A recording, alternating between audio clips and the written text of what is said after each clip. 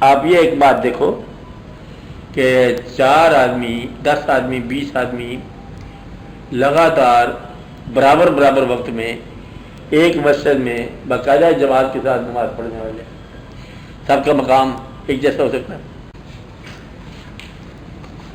اب میں کیا کہہ رہا ہوں، ایک مسجد میں جانے والے، ایک نماز پڑھنے والے، سال سے ایک جیسا کام کرنے والے، مسجد کے حساب سے برابر ہونا چاہیے نا مقام ان کا، برابر نہیں ہوتا۔ کیا چیز برابر نہیں ہوتی؟ پھر عبادت برابر کی ہے اور سال سے برابر چلی آ رہی ہے۔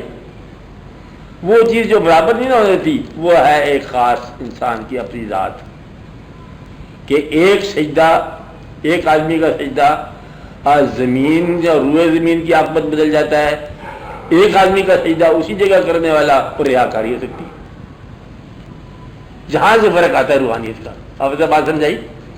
2 سجدے برابر کے ہو رہے ہیں، ایک مکر کا سجدہ ہے اور ایک روح کا سجدہ ہے، اس لیے پھر یہاں سے آگے بات ملتی ہے کہ دیکھو عبادت کر رہے ہو، یہاں سے عشق نہ ہو اگر تیرا میری نماز کا امام، پھر وہ عشق کو امام بنا کے واقعہ کرتے رہتے ہیں۔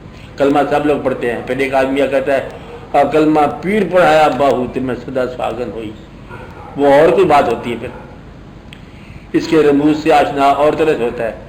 باقی زبان کا کلمہ اور پڑھتا ہے، دل کا کلمہ اور ہے، روح کا کلمہ اور ہے، خیال اور ہے، یہاں سے درجے پیدا ہوتے رہتے ہیں۔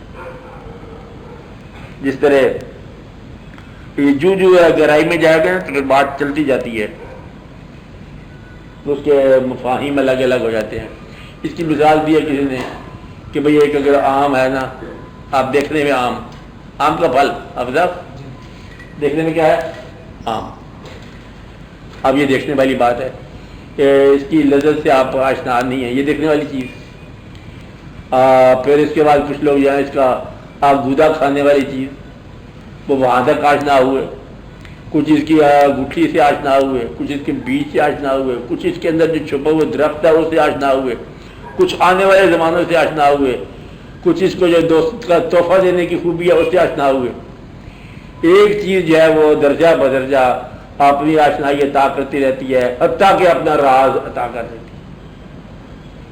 اصلی مفہوم کیا ہے؟ کسی نے کہا کہ اس کے اندر امر الہی پوشیدہ ہے، تو وہاں تک پہنچنا جو ہے نا، یہ اصل میں روحانیت کی بات ہے کہ آپ صفت سے ذات تک پہنچو۔ کیا کرو؟